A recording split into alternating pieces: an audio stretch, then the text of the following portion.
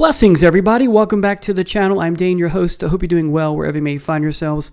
And welcome to another installment in my little mini-series called My Favorite Album Runs of All Time. This is the third episode, so that means we're on my 18th favorite.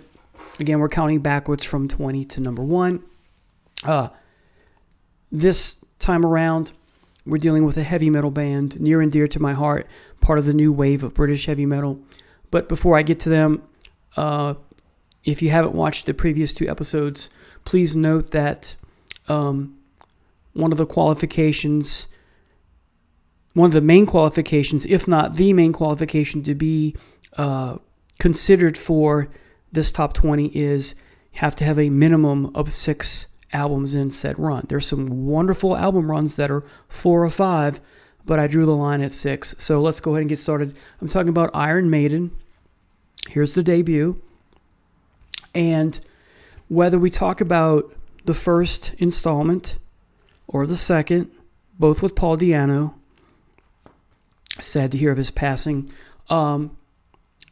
these are both great. And what I was going to say is that it's hard for me really to pick which one of these 2 I like the most. Most of the time we'll argue it's this one, but there are days where I argue it is this one. This is the cooler of the 2 album cover wise, but for me right now, this is still, I would say a more than a smidge better, but I still love this one. So anyway, let's talk about this one. You start off with Prowler, and then you get Remember Tomorrow. Prowler is, I think, just an amazing song. So right out of the gate, if you were the person who picked up this album and the first song you heard was Prowler, unfortunately that's not the case for me, well, you were definitely in for a treat, because many of us start the band with this one. And while the Bruce Dickinson era is my favorite, it's only by a smidge, even though there's only 2 in the Paul Di'Anno catalog, not counting live stuff. So Prowler is just phenomenal. And I get when critics say this is the band that united the punks and the metalheads alike, I totally get it. It's because of these 2 albums. And there are certain tracks that definitely do that. And Prowler is one of them, as I would say, is on this album running free to some degree. And on this album, I would say Wrathchild and Killers, Purgatory, Prodigal Son, and Drifter. Those, I think, have the biggest. They all have to a certain degree a punk aesthetic to them, punk/metal aesthetic to them. I mean, even the look from Paul himself. And it's not just the leather, the short hair, the style of the short hair has that punk aesthetic, while his bandmates around him, Stratton and Burr and Harris, of course, etc., have a more metal look. There's just something enigmatic about this band and the stage. And again, it's I'm all aboard on the Dickinson era, of course, but it's such a travesty and tragic that this band could have not held together a little longer with Di'Anno at the helm. But at least we have these 2 treasures. They're wonderful, and they are treasures. So Prowler, what a great way to start off the album. Remember Tomorrow, we really get to see Di'Anno show us that he's capable of singing in a more quiet register. Pretty much a beautiful voice in his own right. If there had been more of that would have been really cool. Of course, I think the punk community would have been out on that kind of thing. I'm not sure how much punk rockers who like Iron Maiden like that more melodic and soft-spoken voice from Di'Anno, but I love it. I wish there was a little bit more of that in the catalog. And then you get to Running Free, which of course is a wonderful hit off the album. Kind of a sort of homage to the 50s, because the mentioning of the disco hop and that kind of thing. So, and that's kind of endearing, if you ask me. And then you get to the wonderful Phantom of the Opera, and this is where they really start off and going into down that rabbit hole of dealing with a science fiction and horror, in this case horror, dealing with horror movie. And it's so heavy, and it's the instrumentation here, and the sections that are just the music and no vocals is just phenomenal. And then sticking with that theme, we get Transylvania, which total instrumental. It's heavy, and like Phantom of the Opera, the guitar and the bass is just the two key main ingredients here for these two songs. Everything else is wonderful too, but the focus of these two songs, at least for me, can't speak for everyone, is the bass and the guitar for Phantom of the Opera and Transylvania. Just amazing. Strange World, probably my least favorite song on the album, but it is a good song. I think sometimes it doesn't get enough attention, including for me, and I should give it more attention. It is a good song.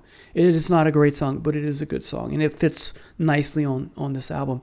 Charlotte the Harlot used to be one of my favorite songs in top 10 when I first was introduced to the first three albums, but there are other songs that have replaced it, but it's still a wonderful song. I do like it. It goes totally great with the Di'Anno years. And then, of course, you have the wonderful title track / band track that is Iron Maiden, and the song never gets old for me. I could not wait to get home from high school, and lo and behold, the video would come on for the song, Iron Maiden, Iron Maiden, Iron Maiden. And then we come to Killers. Instrumental Ides of March is wonderful. I've played this once or twice for my students when I start teaching the Tragedy of Julius Caesar. But most kids today don't like rock music, so I stopped doing that. Then you get the hit off the album, if you will, hit Wrathchild, which has, as I said, some punk sensibilities, but also some metal as well. It's just a great, great song. I even like when Bruce does the Di'Anno stuff on Live After Death. Here's another shot of the band. This time you have Adrian Smith in the band replacing Stratton with his short hair at the time. Of course, he grows it out. Murders in the Rue Morgue. I'm a big Poe fan, so again, they're sticking with diving more into the horror fiction themed songs. Great song, great story by Poe. Then you get the sometimes forgotten track, Another Life, which I think is fantastic. Genghis Khan, I think, is my least favorite song on the album. I know it's kind of blasphemous, but it's a good song, but it's still my least favorite. Innocent Exile, Like Another Life, I think doesn't get enough attention. I give it all the love it deserves. I think it's a wonderful song. Killers, of course, the title track is phenomenal. The bass and guitar is just dynamite. The whole album is rich with that tonal expectations we know of the band since its inception and still today. Wonderful tone from Harris and a wonderful tone from the twin guitar gods themselves. Prodigal Son, great song, dealing a little biblical here, I guess. Then you get the sometimes forgotten as well, I think, Purgatory. There's that EP with half Eddie, half the devil, and then Purgatory's a single on that. I used to want that when I was a kid, high schooler. And then you got a nice song in the closing track, Drifter, which also I think some people throw out the window or forget about or neglect. I think it's a great way to end the album. And of course, produced by Martin, quote, Headmaster Birch. This was produced by Will Malone. Anyway, and then we go down the rabbit hole even some more with Number of the Beast. Bruce Dickinson comes over from Samson, as you know, another new wave of British heavy metal, and even more so down the rabbit hole with respect to science fiction and horror. Invaders, the British TV show from the mid-'60s, I believe, used to come on in syndication here in the States, and I just loved it. Then you get Children of the Damned. Trying to remember if Village of the Damned is the first in that two-part series, if you will, the back in the day, the 50s horror movies. It's with the glowing eyes, and they remade it with Christopher Reeve. Love this song. And then we continue again with The Prisoner, another British TV show.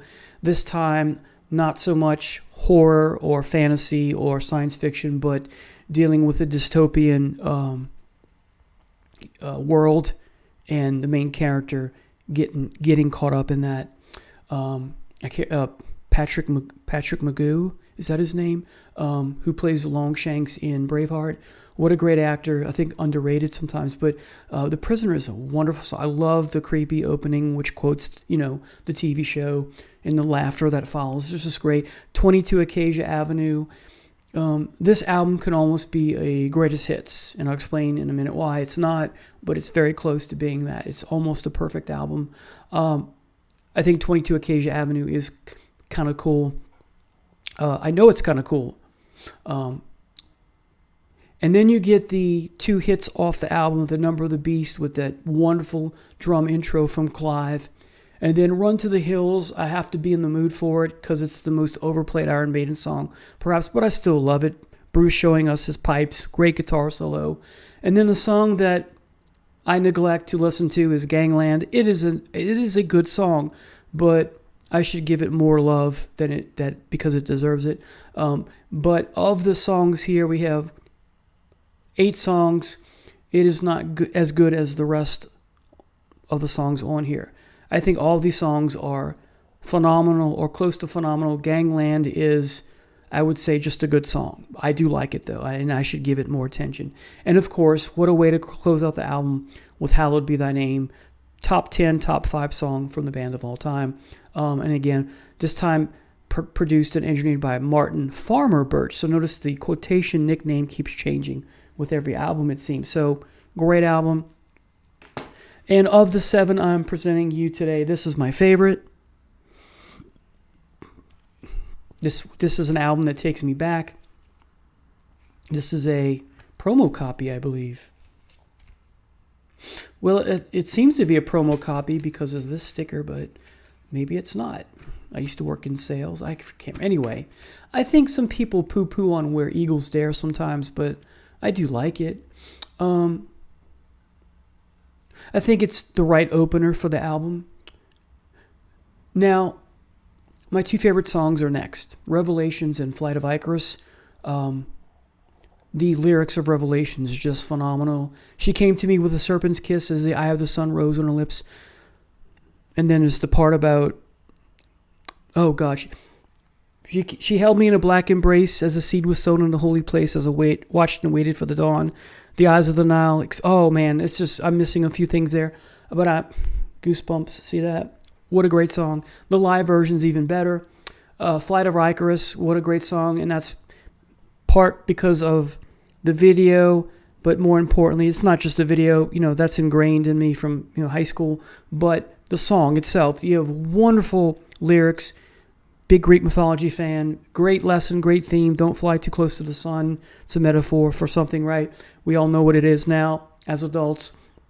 But the guitar solo, one of the best ever in all of rock music, and then Bruce's pipes at the end, the way he belts that really high register and hangs on it, and lets it, stay, and he keeps it for a long time. It's wonderful. And of course, you get Die With Your Boots On, which slightly interrupts the flow because The Trooper is a better song, but I do like Die With Your Boots On quite a lot. Not as good as Revelations, Flight of Icarus, and The Trooper, but it is a very good song. I like Die With Your Boots On better than Where Eagles Dare. So The Trooper, let's talk about that. What a great song. It's that galloping you've come to expect when it comes to Iron Maiden. Dealing with the Tennyson poem, perhaps, about the Crimean War. I'm pretty sure that's what the song is about. Great song.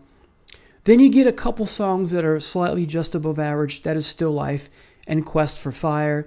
Of the two, I like Still Life more. Sun and Steel, I think, doesn't get enough love. I really gravitate towards the song. It's not as good as my favorites on here. There's no stinker songs on here, like some people will argue, and rightfully so. It's their perspective, it's their opinion. But I do think Still Life and Quest for Fire are missing a little edginess. But there's something still interesting and curious, and I want to listen to them, not all the time, but frequently enough.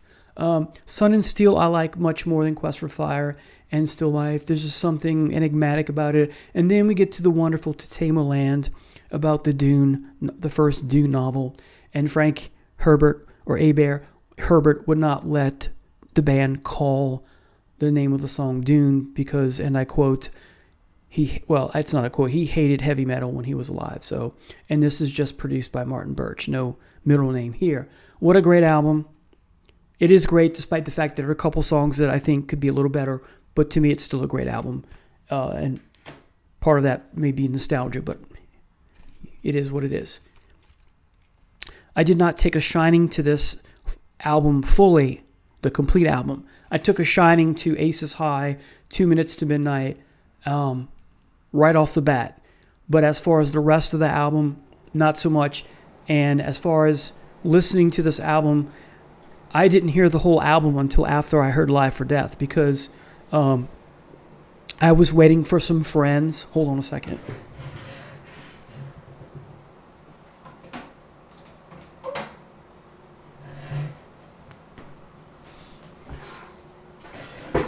Sorry about that. The heater can be very noisy, and I forget sometimes to turn it off. So as I was saying, I did not hear this in its entirety until I heard Live After Death first. My sister used to work at a record store when we were teenagers, and she came in with Live After Death on vinyl for me and gave it to me just as a surprise. She got it for me. It was a very sweet gesture. She's not a big fan. And once I heard that album, one of the best live albums of all time, once I heard that live album, I said I got to get Power Slave because of Rime of the Ancient Mariner, and I'm a big, I studied romantic poetry in college, and I fell in love, and that's one of the reasons I became a teacher. That's the big reason I became a teacher, is because of my love for that and Shakespeare's as well. So I went back and got this on vinyl, and again, loving Aces High, loving 2 Minutes to Midnight, and then Lost for Words / in parentheses Big Aura, I fell in love with after a couple listens. Flash of the Blade and The Duelist I think are phenomenal. Back in the Village, probably my least favorite song, but I do like it. Power Slave is amazing, and Rime of the Ancient Mariner is amazing as well. 13 minutes and change. And really it's here with To Tame a Land that Iron Maiden go down the progressive metal rock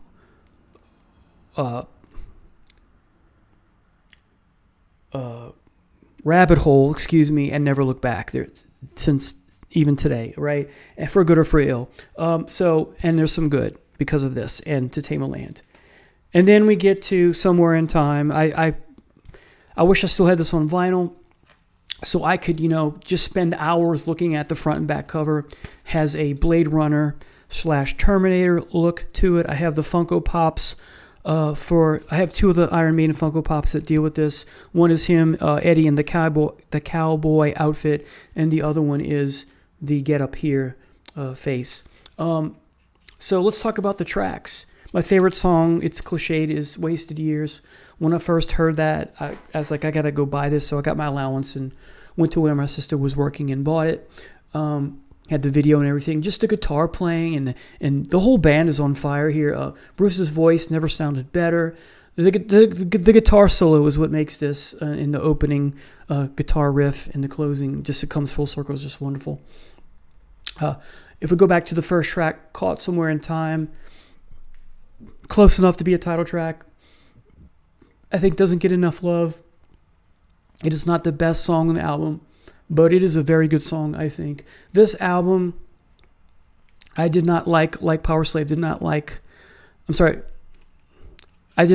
this album right off the bat, or much of it I did not like right off the bat. Sea of Madness I liked right off the bat, although it's an okay song. Songs that I struggled with were Heaven Can Wait, just a bit repetitive, and seems to go nowhere, but I do like it now. It's very endearing to me now. The Loneliness of the Long Distance Runner I struggled with, but like Heaven Can Wait, I totally on board with this song now. Stranger in a Strange Land, I've never read the novel, but I do like the song here. Deja Vu, I think, is an underrated gem. I wouldn't call it a masterpiece, but it is quite good. And most Maiden fans will tell you that they're in love with Alexander the Great as a song. They've been wanting Maiden to play it for ages, and they finally played it on the last tour. Don't know if they're going to play it on the new tour with the new drummer. and this is just produced by and mixed by Martin Birch.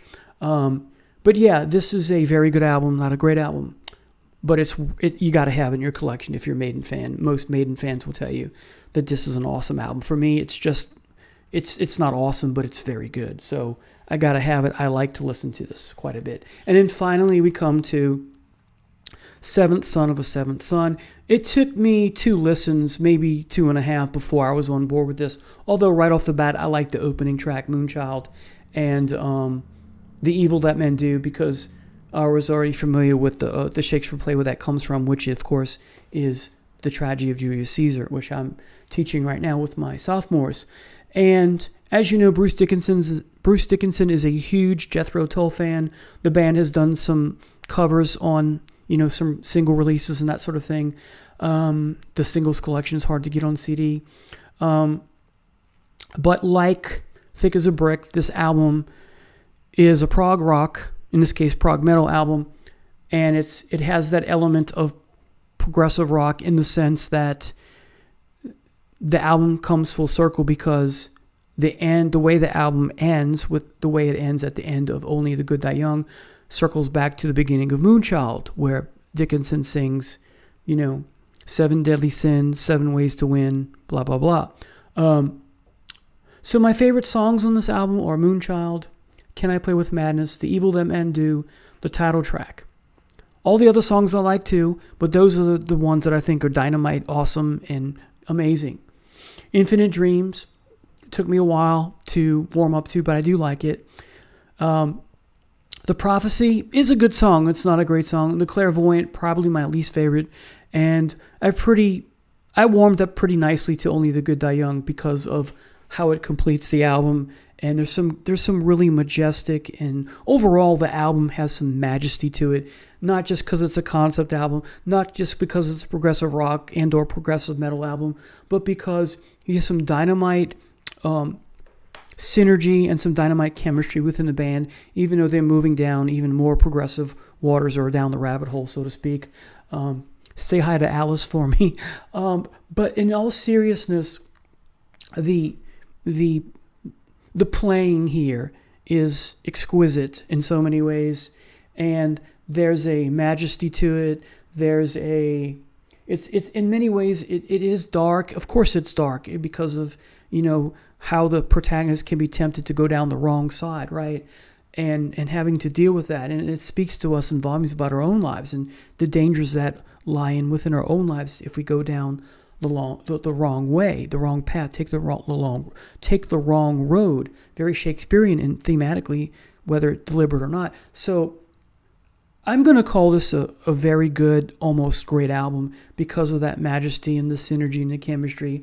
And the tools of the trade are all displayed here from the band. Okay? You may not have the really raised up to the bar, if you will, the heavy galloping type stuff. There's a little bit of that, or some of it, but you have other things at play here that just show you that Iron Maiden can do other things. And so, again, I didn't appreciate this right out the bat, but boy, do I appreciate it now.